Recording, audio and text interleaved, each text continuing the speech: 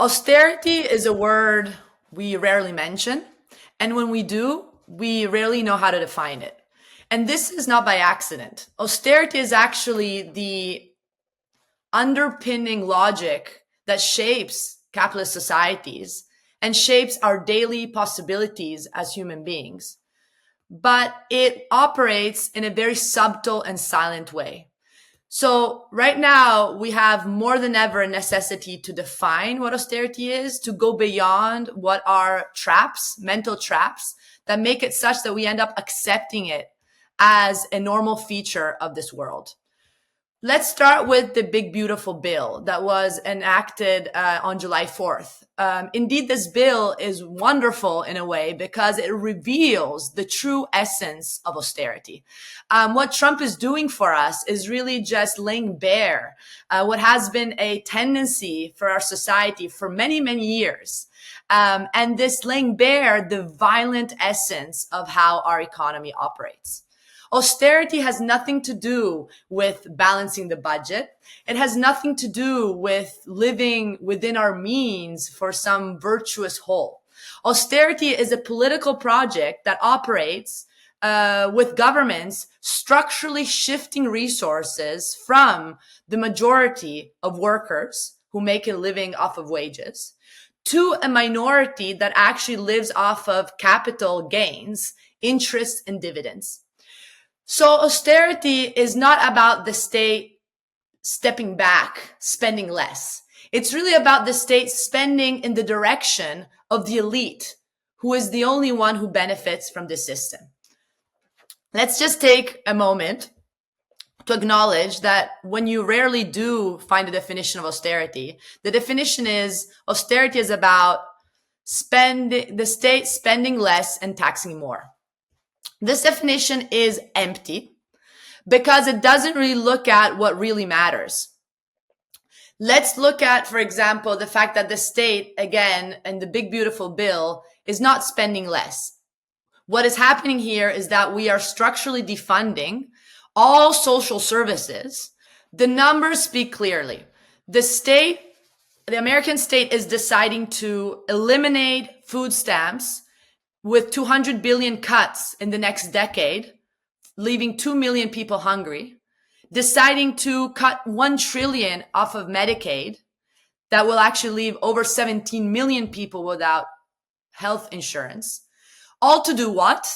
Not to save, but to actually spend 170 billion in the next 4 years to protect the border, meaning deport and fund all the detention centers that are in the hands of private speculators.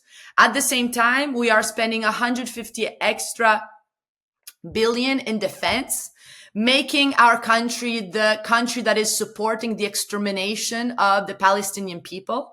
We are going to advance all of the high-tech military equipment that is actually killing and exterminating children who are starving in Gaza.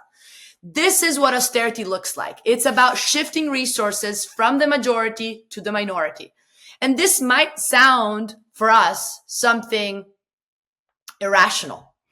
The point that I want to make is that actually austerity is irrational for the logic of need for humans, but it's actually quite rational for the logic of profit, namely the logic our system operates by. So when Keynesian economists tell us, oh, austerity is just bad policy undertaken by irrational politicians, they are missing the point here. Austerity is not at all, unfortunately, a matter of policy mistake. Austerity is actually all about doing what the system requires for it to be safeguarded, namely increasing the market dependence of the majority, meaning that if now we want to send our kids to school, or if we want to pay for our health, if we want to eat, if we want to sleep, we have to pay for these goods who have become more and more commodified. So while the market dependence of the majority increases, meaning that if I do have to pay for these things, I need money in my pocket, which means I am forced to go work for whatever job is out there at whatever pay. In the meantime, the minority is benefiting because the state is also incentivizing de-risking and boosting private investment.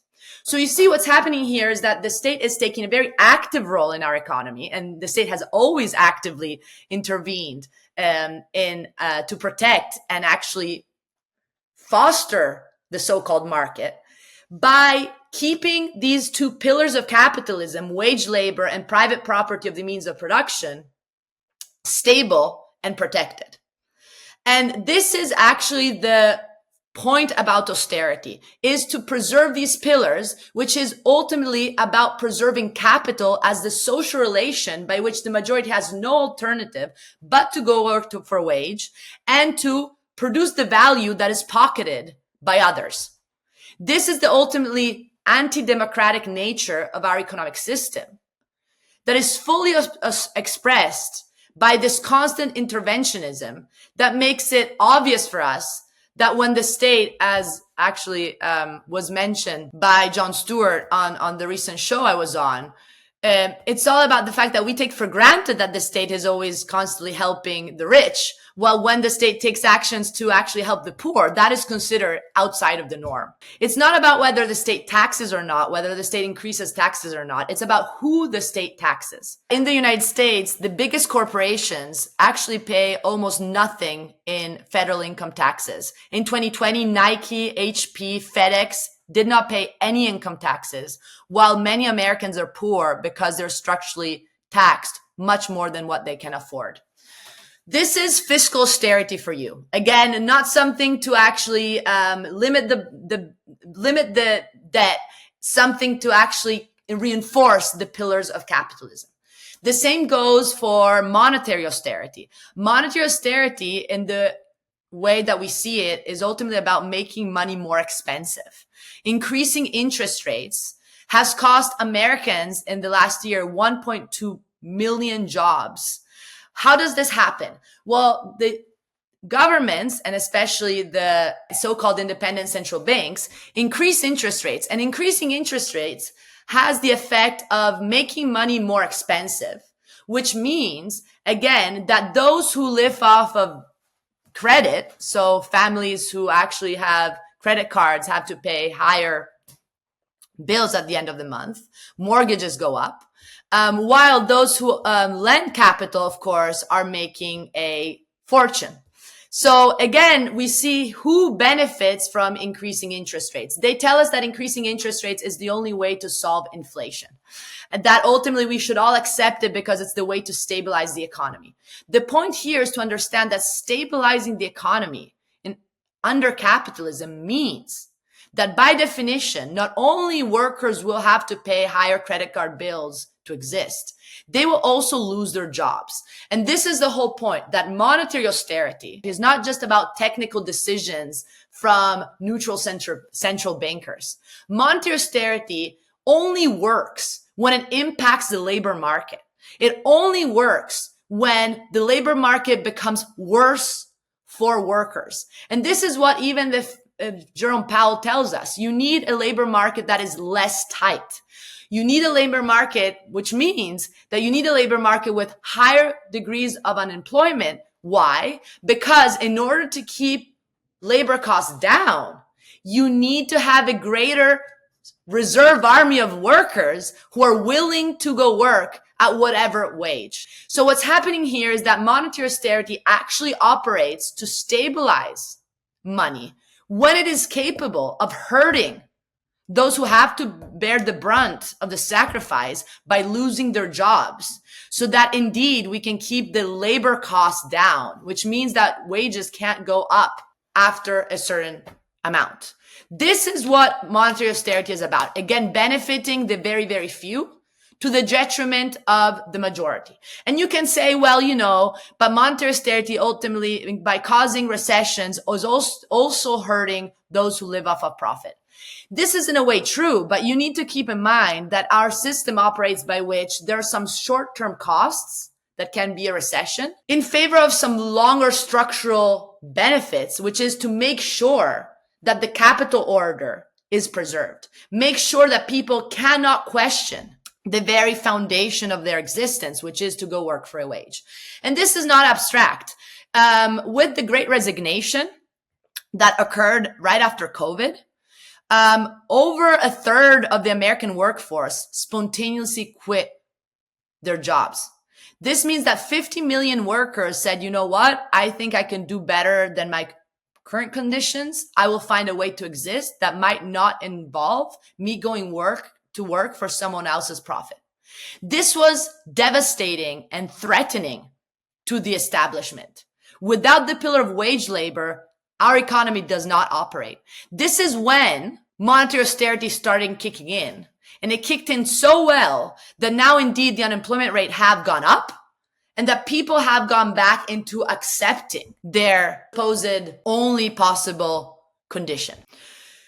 Now, we talked about fiscal and monetary austerity. Again, we see how both ultimately end up increasing market dependence and end up incentivizing the few who command production investment for all of us. Finally, we have industrial austerity. That's why in my work, I talk about this trinity of policies that operate together. Industrial austerity is ultimately about the state actively selling off public assets to private shareholders, right? Privatizations. And the United States has basically privatized all it could in the past 80 years. It's about deregulating the labor market, again, making labor more flexible, which is, again, good for the market, but bad for people. After the First World War, people were realizing that the economy was not natural, was not obvious, that we were not in an eternal condition, that things could be different. When workers rose up in Europe to demand a higher democratic participation in the workplace, to demand social resources, the welfare state was born at that time because the states were pressured to give something to those who had fought the war not just in the trenches, but also in the factories. This is when austerity was brutally inflicted on the world population, indeed, to make sure that these alternatives were eliminated and the capital order was secured. Once more, we see that austerity is not a dumb policy. It is actually, unfortunately, very intelligent for what it's meant to do. What it's meant to do is not to make the world fair, but actually to preserve a system that is based on the majority's exploitation. This is why, without a class lens, we can't understand what austerity is. And this is why austerity is such a taboo word. Because right now, with Trump in power, with Milei in power, with Meloni in power, with all these very authoritarian governments in power, people are realizing that the economy is not neutral and it's not working for them. There's a lot more to say. This is just the beginning of a longer conversation that we hope to have here at FREE, the Forum for Real Economic Emancipation that we're just inaugurating in Tulsa, Oklahoma. FREE is a collective endeavor made of people who really want to see a different world and realize that the first step is to think about the economy differently, to re-see the economy. This is what it's about. And this is why our events and our conversations are all available online to spur a sense of re-empowerment that has to come from us. I'm Clara Mattei, the executive director of FREE. You can follow us at Free Forum. And I hope you can stay with us. This was just a free explainer to start a much bigger, broader conversation that we will have with many experts who are here to look at the world as it really is.